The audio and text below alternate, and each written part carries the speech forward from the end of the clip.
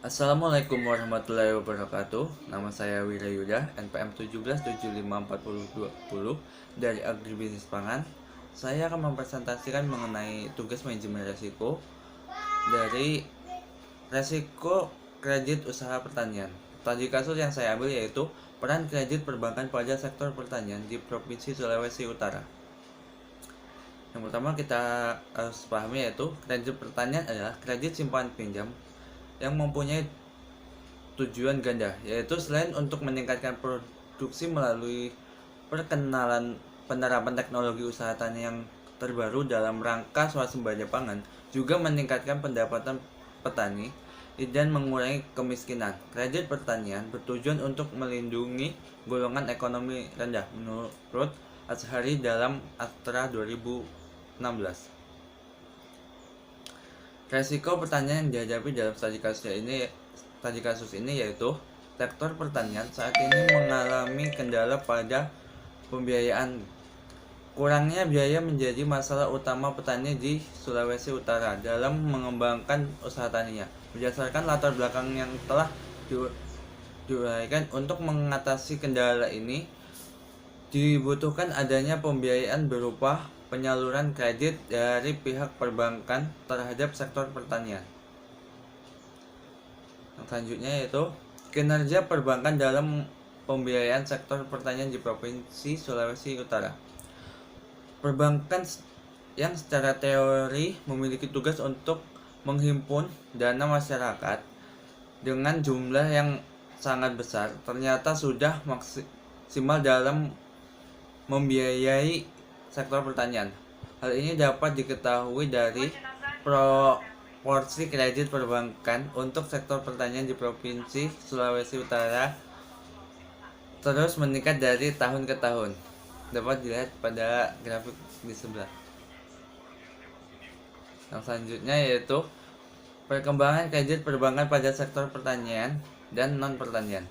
Perbankan di Sulawesi Utara memiliki posisi dan peranan yang sangat penting dalam menggerakkan perekonomian. Perbankan yang mampu mengembangkan bisnis di bidang kredit ini mampu mendukung program nasional, pada gilirannya akan mendorong pertumbuhan ekonomi yang berkualitas.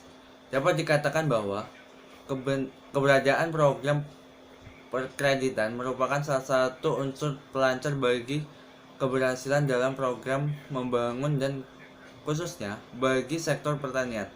Kredit untuk sektor pertanian menerapkan tingkat suku bunga yang lebih rendah dibandingkan non pertanian. Hal ini dilakukan untuk memacu pertumbuhan sektor pertanian. Selanjutnya yaitu kredit bermasalah dan cara mengatasinya. Kredit bermasalah adalah kredit yang tidak lancar atau ditimbulnya tidak memenuhi persyaratan dan diperjanjikan, misalnya persyaratan pembayaran bunga, pengambilan pokok pinjaman bunga, peningkatan margin deposit, dan yang terakhir peningkatan anggunan dan sebagainya. Dan selanjutnya yaitu berikut kelompok kolektabilitas yang merupakan kredit bermasalah atau NPL, non performing loan, yaitu yang pertama kredit kurang lancar atau substandar dengan kriteria terdapat tunggakan angsuran pokok atau bunga yang lebih melampaui batas 90 hari. Yang selanjutnya yaitu sering terjadi cerukan. Yang selanjutnya yaitu frekuensi mutasi rekening relatif rendah. Yang selanjutnya yaitu terjadi pelanggaran terhadap kontrak yang diperjanjikan lebih dari 90 hari. Yang selanjutnya yaitu terdapat indikasi masalah keuangan yang dihadapi debitur.